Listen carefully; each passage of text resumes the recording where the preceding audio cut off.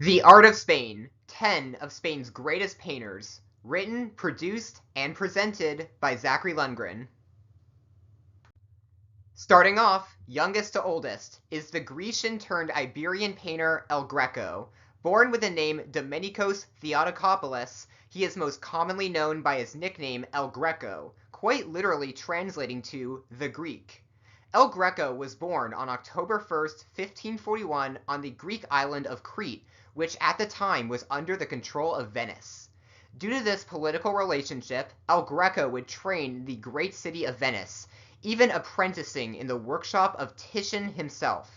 After some time in Venice, El Greco moved onwards to Spain. In 1577, he showed up in Madrid, stayed there for some time, and then permanently relocated to the nearby city of Toledo. He would remain in the city until his death on April 7, 1614. With even the quickest glance, you can tell that El Greco had a unique palette. His figures are rather distorted, elongated, and the scenery is ripe with contrast and controlled clutter. Although he enjoyed some potent success within the confines of Toledo, El Greco would become mostly forgotten after his death. He would resurface in the late 19th century at the hands of none other than Pablo Picasso himself. Today, El Greco stands as one of the most well-known Spanish painters of the Renaissance era. Now this artist reminds me of the candid and bold Baroquish realism of artists like Caravaggio. Contemporary to this movement in Italy, Francisco de Zurbarán was the leading painter in the Spanish city of Seville. He was born on November 7, 1598 in Fuente de Canto, Spain, and would die on August 17, 1664 in Madrid.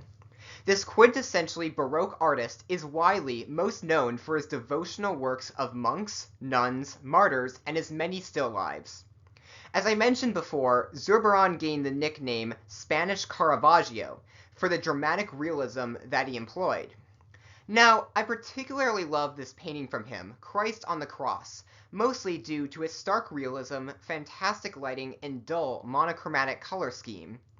As impressive and daring the works of high Renaissance painters like Michelangelo and Raphael were, the bold color schemes and humanistic perfectionism to every muscle and preordained pose can understandably get a little excessive at times. This phase of what I like to call candid Baroque, I think flawlessly hones out the beauty of the Renaissance whilst introducing an almost photographic realism and a far more dynamic flow of lighting and color. Now trust me when I say that this guy is a big deal. Diego Velázquez, born in Seville on June 6, 1599, and died on August 6, 1660 in Madrid, is generally considered to be one of the greatest artists to ever live. Like Zurbarán in the last slide, Velázquez employed a natural candor to his subjects, which he imparted on all of his works. His most notable career path during his life was serving as the official Spanish court painter, which is a quite impressive, albeit daunting, task. One of his most famous paintings, and my personal favorite of his, is Las Meninas. It translates to the ladies in waiting, an apparent reference to the figures in the foreground. Now, you might not think of this work as a royal court portrait, but it subtly is. Next to the leftmost figure, which happens to be Velázquez himself, is a mirror on the far side of the room. In the mirror are two figures which appear to be the King and Queen of Spain. Amazingly, Velázquez is painting a royal court portrait from a POV perspective. We are now the King and Queen, and we are looking upon the room filled with a painter Velázquez, members of the royal family, the ladies-in-waiting, and various court officials. This is truly an amazing painting, which I think perfectly sums up the prowess of Diego Velázquez. Born in 1617 and died in 1682 in Seville, Bartolomé Esteban Murillo was one of Spain's leading Baroque painters of the 17th century. Unlike El Greco, a popular painter who fell out of fame after his death, Bartolomé Esteban Murillo remained a revered figure in the artistic world throughout the 18th and the 19th centuries. In an era of shared knowledge and technique amongst painters, He was most notably influenced by the works of Diego Velázquez and Francisco de Zurbarán. I would say this reference can be easily observed in this specific work, The Adoration of the Shepherds from 1651. Overall, Bartolomé Esteban Murillo's style was a bold and staged Baroque style common of the time. He most notably used, to his advantage, the technique of chiaroscuro, a very bold and contrasting blend of directional light and dark, a widely common trend used throughout the Baroque period by artists like Caravaggio. Along with this intense lighting, Bartolomé Esteban Murillo harnessed a strong sense of naturalism bordering on an idealized romanticism. Let's all remember that romanticism is not just happy, but merely the expression of emotion-based narratives. It could be happy, and it could be sad. Fantastic examples of romanticism, both happy and sad romanticism, can be seen later on, so please, stay tuned. Now we go on to one of my personal favorite of Spain's artists. Born on March 30th, 1746, in the small village of Fuente de Todos near Saragossa, and died on April 16, 1828 in Bordeaux, France, Francisco de Goya is quite honestly the most complex, convoluted, and confusing of Spain's masters. Now, his work transcended the typical boundaries of a classical master painter. He originally did commissions for the wealthy, was a court painter, and then published political cartoons. Overall, though, Goya's primary contribution to the world of art is his unapologetically dark and grim depictions of the political upheaval which rocked Spain in the later 18th century.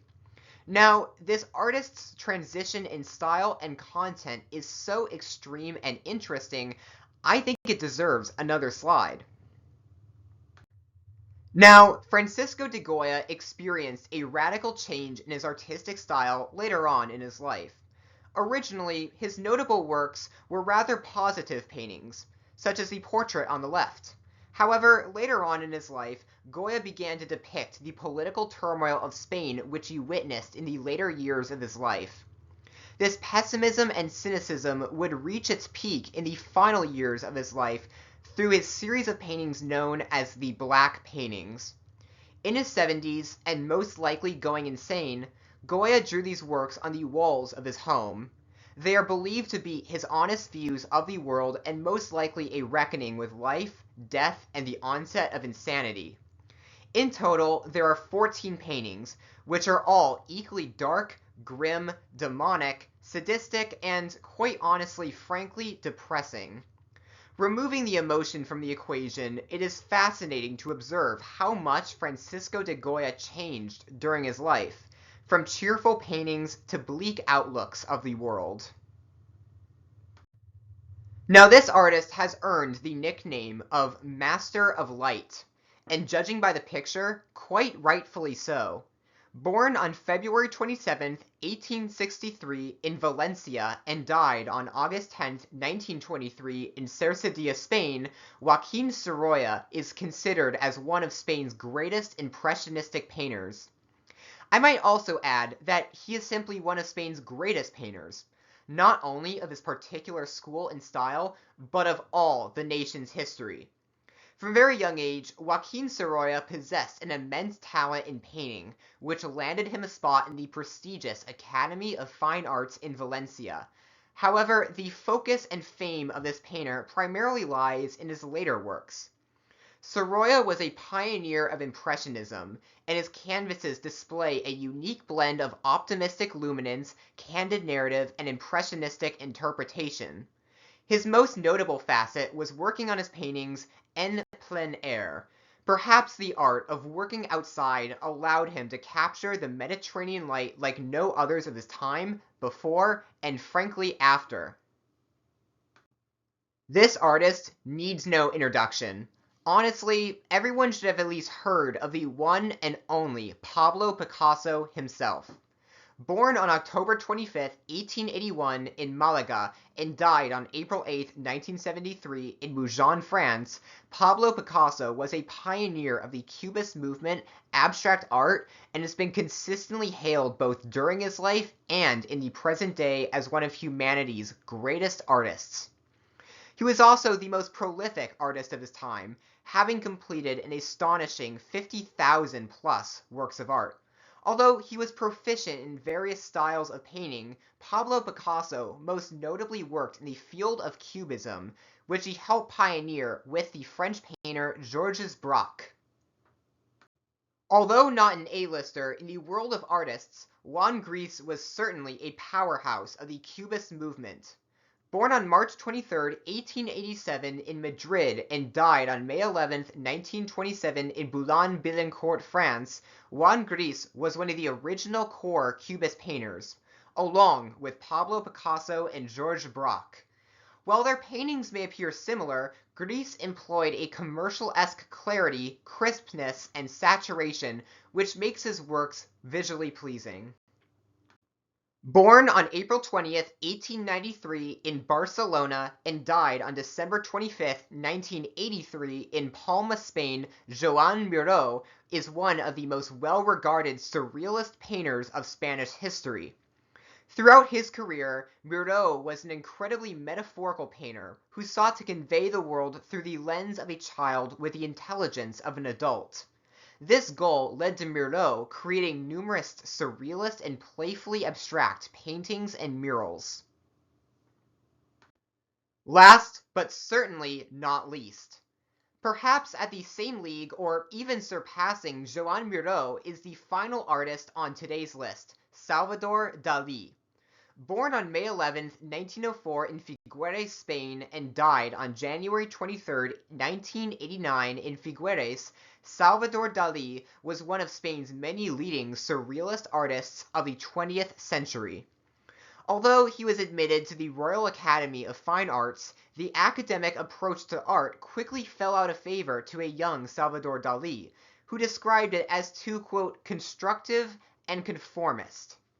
I would say this was the inception point of his eccentric and eclectic art career. Soon after, he joined the Surrealist movement and quickly became one of its leading pioneers. Throughout his life, Salvador Dalí produced numerous works with strong underlying themes of surrealism with a dreamlike symbolism. Thank you for watching.